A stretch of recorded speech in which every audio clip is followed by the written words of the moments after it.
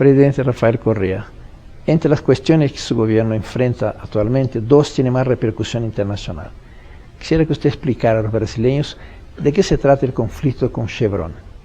En primer lugar, mil gracias por esta entrevista. Muy obrigado. Un inmenso abrazo a nuestro querido Brasil. Bueno, los conflictos que va a tener todo gobierno revolucionario que busca la justicia social con estas transnacionales corruptas y corruptoras. Chevron compró en el año 2000-2001 a Texaco, empresa petrolera que trabajó de 1962 a 1990 en Ecuador. Destrozó la selva amazónica, pero no va a poder ocultar eso. Te invito a ti, invito a Dilma, invito a cualquier brasileño a que vaya a la Amazonía, a meter la mano en las piscinas dejadas hace 30 años por Chevron y sacan la mano negra, la mano sucia de Chevron, que fue Petroecuador. Pregunta a las comunidades si alguien más trabajó, tocó esa piscina. Una gran mentira, no podrá con sus millones, con su prepotencia, ocultar la verdad es demasiado evidente. Entonces, lo denunciaron comunidades indígenas de la Amazonía por esa contaminación. Lamentablemente, y esta es la carta de la que se sirve Chevron, empresa corrupta y corruptora, corrompió a gobiernos anteriores. En 1998 un gobierno entreguista, el de Yamil Maguad, el de la crisis bancaria, firmó diciendo que todo estaba bien. Pero eso impedía al Estado, como Estado, demandar a Chevron Texaco, pero no a terceros privados. Y yo no puedo poner obligaciones sobre individuos, sobre comunidades. Entonces ellos, en uso de su legítimo derecho, hace 20 años, demandaron a Chevron Texaco, porque compró, insisto, Texaco a inicios de este siglo. 20 años ha durado el juicio. Chevron luchó una década para que no solo en juicio en Nueva York, sede de la compañía, sino en Ecuador, diciendo que las cortes ecuatorianas tienen la capacidad para tratar un juicio de esta magnitud, etc. Pierde el juicio, y antes de que perdiera, cuando ya vio que no podía comprar a las cortes, que no podía comprar a nuestro gobierno, empezó una campaña mundial de desprestigio al Ecuador, al presidente Rafael Correa, nuestro gobierno, y al sistema jurídico ecuatoriano. Efectivamente perdió. Nos demanda en La Haya, en esta sinvergüencería que son los tratados de protección recíproca de inversiones, que es un atentado a la soberanía de nuestros países. Brasil no los tiene. Y lamentablemente países como pequeños como Ecuador, en la larga y triste noche neoliberal, firmó muchos de estos tratados.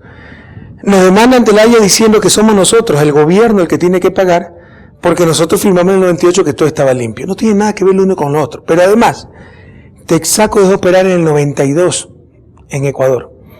El tratado es de 1997. Nos demandan en el marco de un tratado de protección recíproca de inversiones de 1997. Aplican retroactivamente el tratado.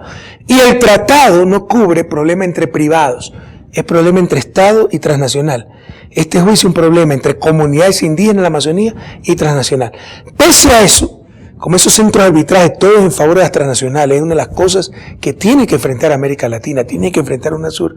Se declara competente el tribunal y nos ordena suspender la sentencia.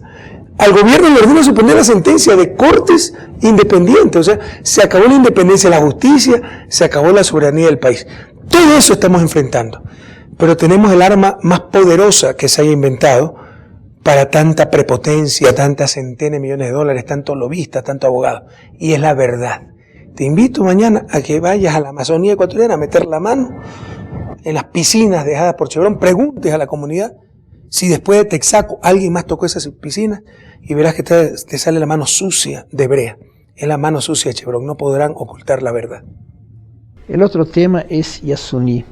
Usted tuvo una iniciativa inicial de preservar esas reservas con una propuesta internacional que finalmente no cuajó. ¿Cómo fueron sus antecedentes y cuál es la propuesta actual? Fue una propuesta revolucionaria, se adelantó a su tiempo. Hemos perdido 6 años en esto, 6 años que el país lo requería para su desarrollo. Ahí tenemos 19.000, 18.000 millones de dólares en valor actual que el país lo necesita para vencer la miseria. ¿Cuál era la propuesta? Dejamos en el subsuelo el petróleo, en una zona muy sensible ecológicamente, pero el principal problema eran las emisiones. Es petróleo crudo. Al quemarse ese petróleo, se enviarían más de 400 millones de emisiones de carbono a la atmósfera. Como una iniciativa contra el cambio climático, un compromiso de un país que no es contaminador. Somos contaminadores marginales, ¿no? Las responsabilidades con respecto a la contaminación son compartidas, pero diferenciadas. Ecuador no contamina lo que contamina Estados Unidos, pero como una propuesta concreta para combatir ese cambio climático, dijimos, dejamos el petróleo bajo tierra, Eso nos cuesta miles de millones a los ecuatorianos.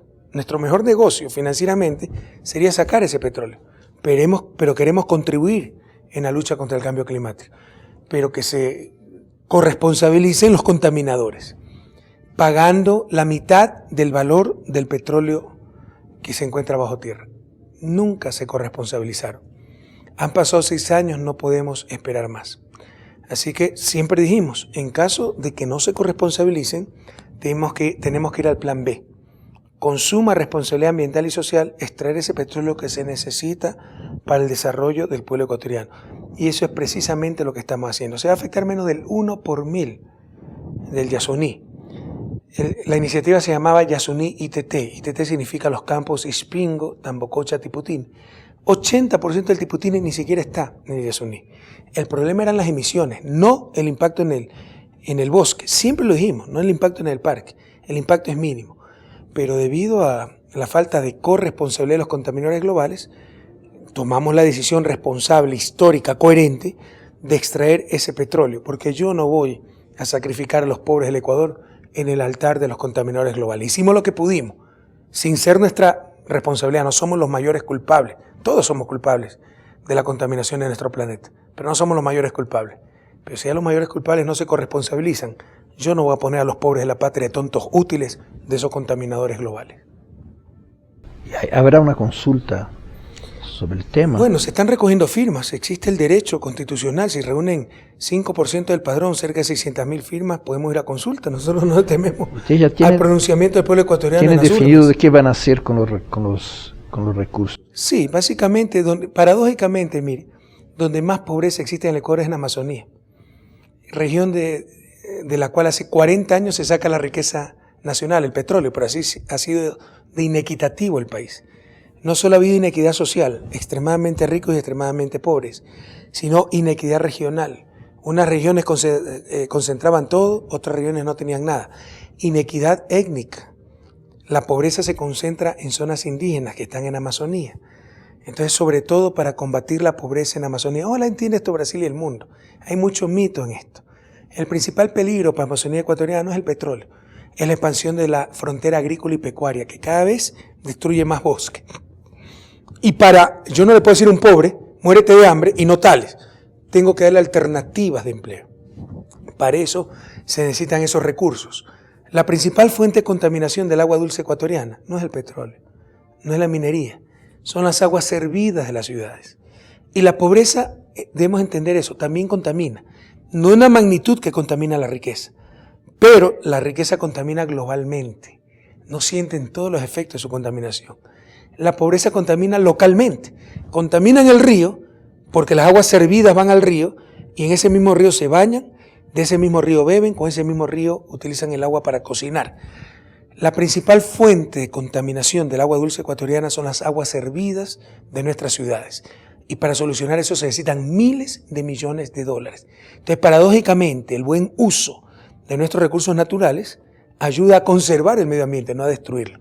Y el principal objetivo de los recursos de Yasuní ITT será para combatir la pobreza, sobre todo en Amazonía, y dotar de servicios básicos, fundamentalmente agua potable, alcantarillado y tratamiento de desechos sólidos a toda la población ecuatoriana, para evitar la contaminación. Presidente Correa, ¿cómo están las relaciones con Brasil? Bien, pero creo que se pueden profundizar mucho más. Yo creo que Brasil no conoce lo suficiente a Ecuador. Ecuador conoce mucho a Brasil. Hay muchas empresas ecuatorianas trabajando en Brasil, pero por ejemplo tenemos muchas barreras fitosanitarias para entrar al mercado brasileño. Ahora, no solo nos interesa el plano mercantil, ¿no? Hay la integración que pensamos con países hermanos como Brasil va mucho más allá de lo comercial. Se trata de políticas conjuntas, se trata de la integración integral, que es UNASUR. Entonces creo que las relaciones pasan por un extraordinario momento, pero se puede hacer muchísimo más. Usted tiene un viaje programado para Brasil. ¿Cuál es el carácter de ese viaje? Ya estamos esperando allá. De trabajo, ¿no? Pido disculpas a Dilma porque ojalá no la complique, pero nos invitamos. ¿Y por qué nos invitamos? Porque acá vamos a cumplir prácticamente todos los objetivos del milenio de las Naciones Unidas, que son objetivos mínimos. Eso no debería contentar a nadie. Es lo mínimo que se tiene que hacer. Pero hay un objetivo que tal vez no logremos o con el cual tenemos más dificultad, que es la lucha contra la desnutrición infantil, que debería ubicarse en 20% para el 2015. Nosotros estamos en 23% y estamos bajando apenas 0.2, 0.3% anual. Brasil tiene grandes éxitos en la lucha contra la desnutrición. Nosotros con toda humildad queremos aprender de los que más saben. Entonces queremos ir a ver esa experiencia brasileña. Así que le pido desde ahora disculpas a Dilma por haberme autoinvitado a Brasil, pero es una visita de trabajo, no tiene que preocuparse en absoluto por nosotros, básicamente para estudiar, examinar, aprender de ese tan exitoso programa antidesnutrición que tiene Brasil. Yo me acuerdo su discurso cuando triunfó, hablaba de las noches oscuras del neoliberalismo de la cual se salía y decía que no era más una época de cambio, sino un cambio de época. ¿Qué época nueva es esa en que entramos? Bueno, se acabó la larga y triste noche neoliberal. En muchos gobiernos, países, existen gobiernos progresistas que están aplicando el socialismo del siglo XXI, pero ¿cuál es el cambio de fondo? Y ahí radica no todo el problema, pero la mayor parte del problema.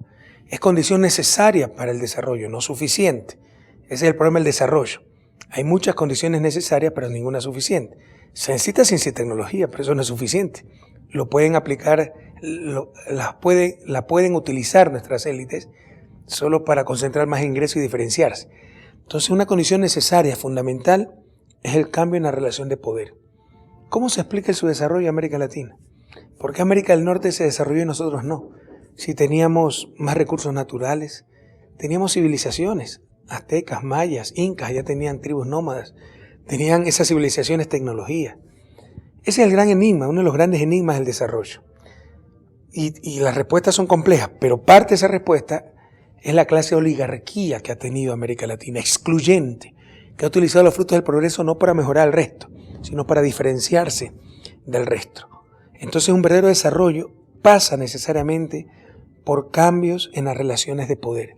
Que el poder pase de esas minorías, de esas élites, de esas oligarquías, de esos poderes fácticos, sociales, mediáticos, financieros, etcétera, a las grandes mayorías.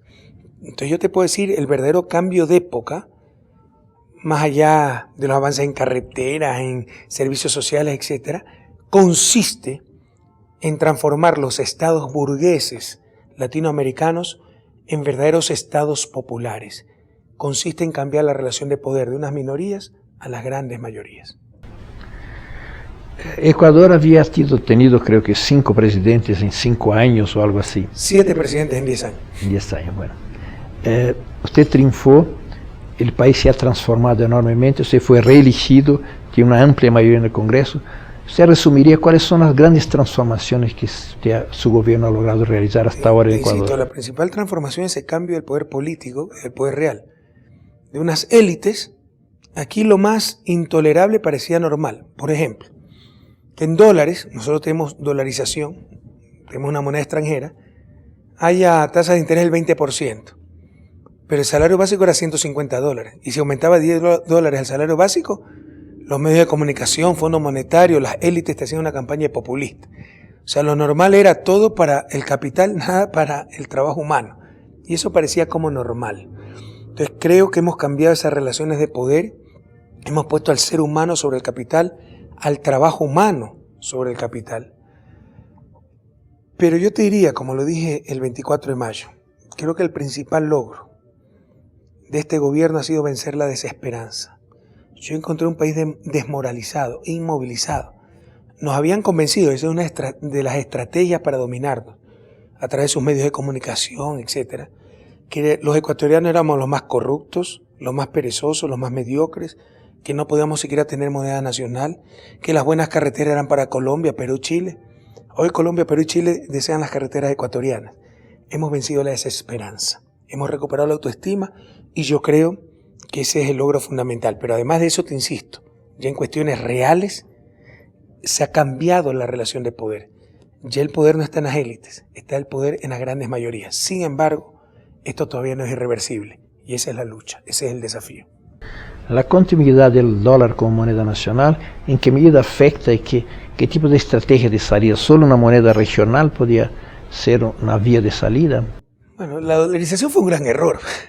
Lastimosamente se aprovecharon de la ingenuidad de nuestra gente, ¿no? Las élites, para engañarlos, no conocen de economía, de política monetaria. Pero si la dolarización es tan buena, ¿por qué los demás países no dolarizan?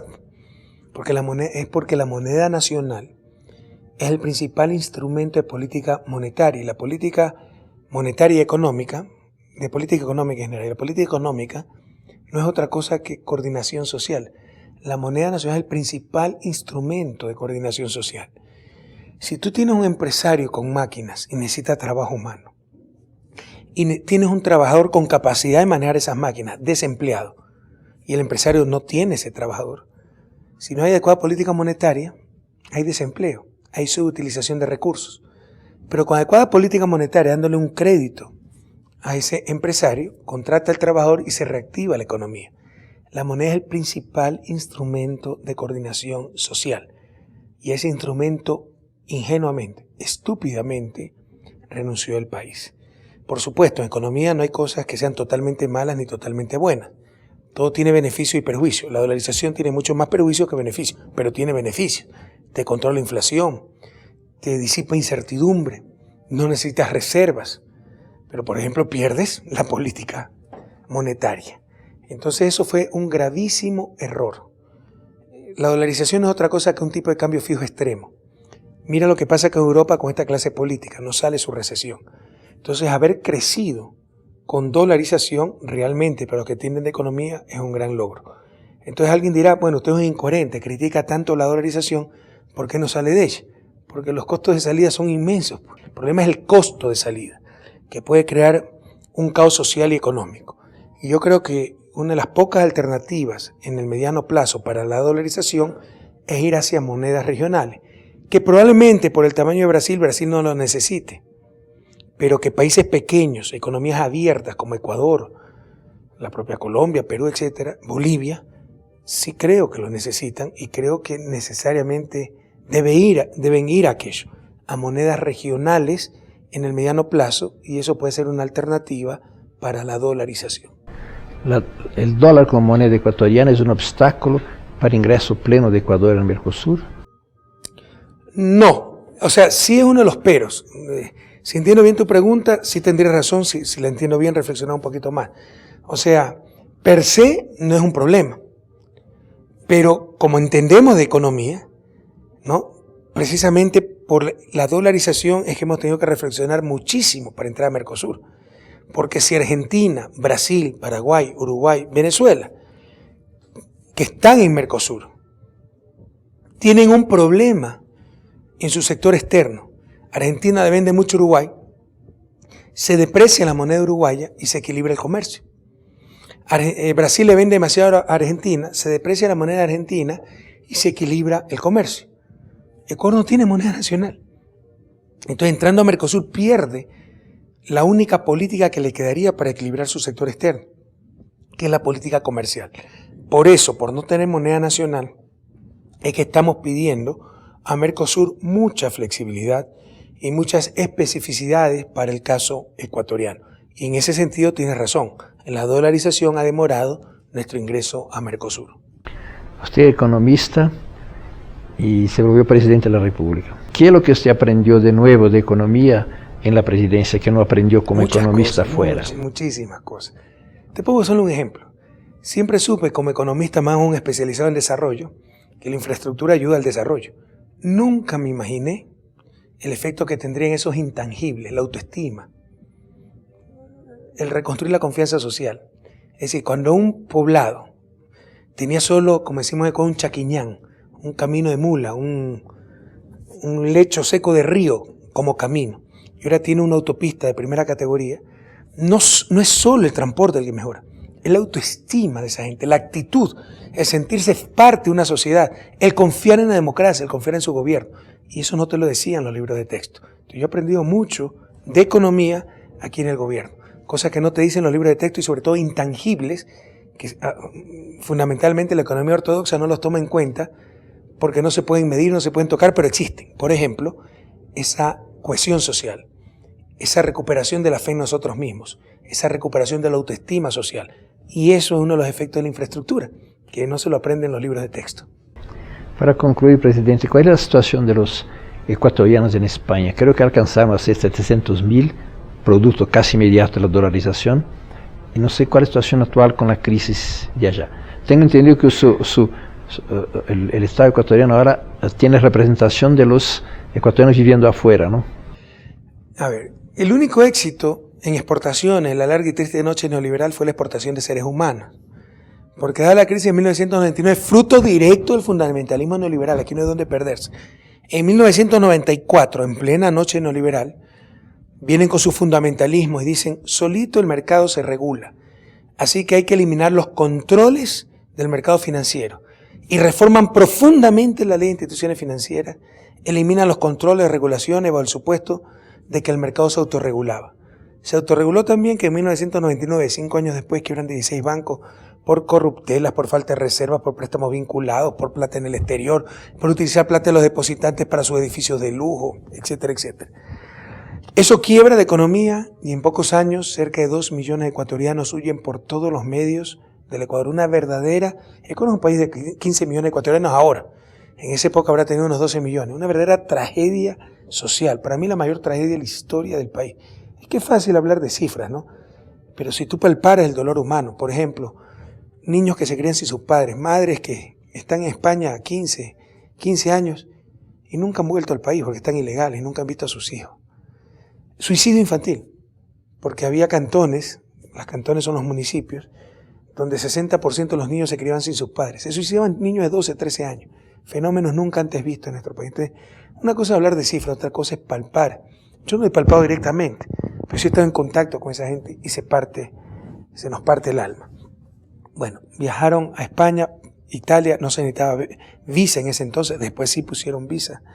¿Y qué pasa? Con la crisis española, esa gente está sufriendo mucho, porque además unos abusos terribles en esa crisis española. El banco mismo te buscaba pagarte el crédito para la casa, porque había exceso de liquidez. Te valoraba tu casa, 500.000 euros. Te daba 550.000 para el coche, los muebles, etc. Se desinfla la burbuja, tu casa ahora vale 200.000 euros. Entrega la casa, pero no se extingue la deuda. Te quedas sin casa y endeudado para toda la vida. Eso es criminal, pues eso es inmoral. El riesgo debe recaer sobre todo sobre el capital. Y en función del poder del capital, todo el riesgo y el costo de la crisis está cayendo sobre la familia, sobre el ser humano. Eso es inmoral. Entonces tenemos miles de ecuatorianos ese problema, los estamos respaldando por todos los medios, pero sobre todo muchos están regresando. Créame que como economista yo sentí una vergüenza enorme del fracaso económico y social del país. Imagínate, o sea, ¿de qué podíamos hablar si la gente huía por todos los medios de su propia patria? Que la inflación baja, que las cuentas fiscales están equilibradas. Para los economistas ortodoxos, para el Fondo Monetario, ese era el éxito de la política económica. Cuando la gente hasta nado quería escapar de su propia patria. Eso era una vergüenza. O sea, yo como economista no podía dormir. Y ahora cuánto doy gracias a la vida de ver cómo se revierte el proceso. Ahora nos regresan los ecuatorianos y vienen muchos españoles a buscar mejores días en Ecuador. Entonces, la comunidad española, ecuatoriana en España, está sufriendo fuertemente la crisis. Le estamos apoyando en todo allá, pero hay muchos que están regresando y bienvenidos. Los recibimos con mucho cariño y con los brazos abiertos. ¿Y usted tiene representación en el Congreso de los que viven afuera? Sí, con nuestro gobierno, con la Constitución del 2008, yo asumí el gobierno del 2007, ya los ecuatorianos en el extranjero podían votar, pero no tenían representación. Ahora tienen 6 representantes a la Asamblea. 2 por los migrantes de América del Norte, 2 por los migrantes de Europa y 2 por los migrantes de América Latina. Tienen 6 representantes a la Asamblea. Bueno, muchas gracias. Gracias a usted, Mir, y un fuerte abrazo a nuestro querido Brasil.